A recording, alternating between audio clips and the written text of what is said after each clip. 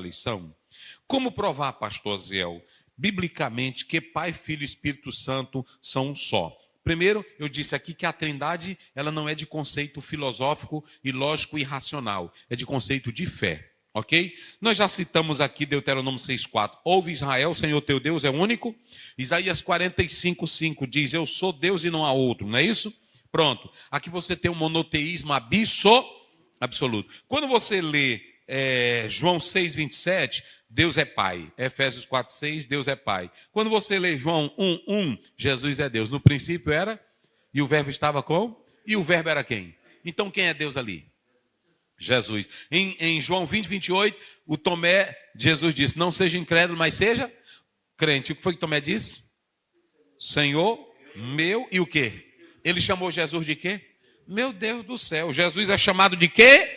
De Deus. E aí quando você olha para Atos 5,3, não mentiste aos homens, mas mentiste ao Espírito Santo. Quem é o Espírito Santo ali? É Deus. 2 Coríntios 3,17. Então veja bem, em Mateus 3, 16, 17, nós temos as três pessoas. Nós temos o Pai, nós temos o Filho e nós temos quem? O Pai diz, este é o meu Filho.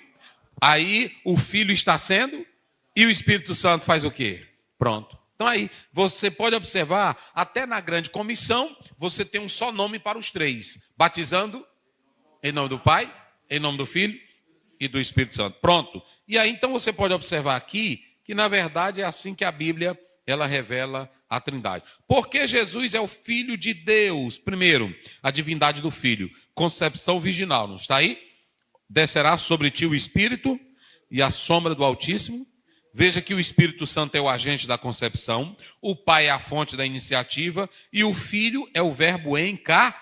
A sombra, nós já explicamos em Êxodo 40, 34, 35, na verdade é o Shekinah do Velho Testamento. Aqui não é geração biológica, é uma encarnação sobrenatural. E o que é a união hipostática, pastor? O que é essa união hipostática? Está aí. Foi definido no Concílio de Calcedônia, 451, e ela revela o seguinte, verdadeiro Deus, verdadeiro homem, duas naturezas, uma pessoa, sem confusão, sem separação. E o verbo se fez carne. E lá em Filipenses 2, 6, 7, o qual existindo na forma de Deus. Então pronto, irmão. Está aí, é isso aí. O Filho unigênito, a palavra unigênito não quer dizer no sentido criacional. Unigênito, único na essência, sem igual. Não criado. Romanos 8,15. Vamos lá. A virtude do Altíssimo. Aqui, a virtude do Altíssimo, ela revela a humanidade de Cristo, que foi preservada pela santificação antes dele mesmo nascer. Não é isso? Quem era que estava envolvido ali no nascimento, na concepção? O Espírito Santo. Jesus não herda a corrupção adâmica, porque ele não veio do homem, mas ele veio de quem? E aqui defende a impecabilidade de Cristo. Jesus também é visto como o segundo Adão. O que foi que o primeiro Adão trouxe? Pecado. O que o primeiro Adão trouxe? Morte. O que o primeiro Adão trouxe? Problema. Mas o segundo Adão traz o quê? Vida. O segundo Adão traz uma nova criação. O segundo Adão, ele está criando um novo céu e nova terra agora? Não, mas ele criou a nova humanidade em Cristo, que ele passa a ser o quê?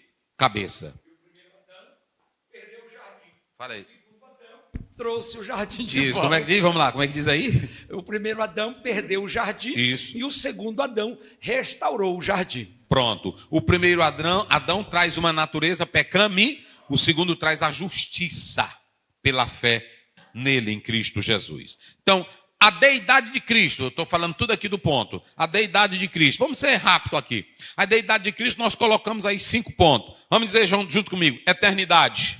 João 8,58, ele diz, antes que Abraão existisse, pronto. Aí você tem Mateus 28, 18, é me dado o quê? Aonde?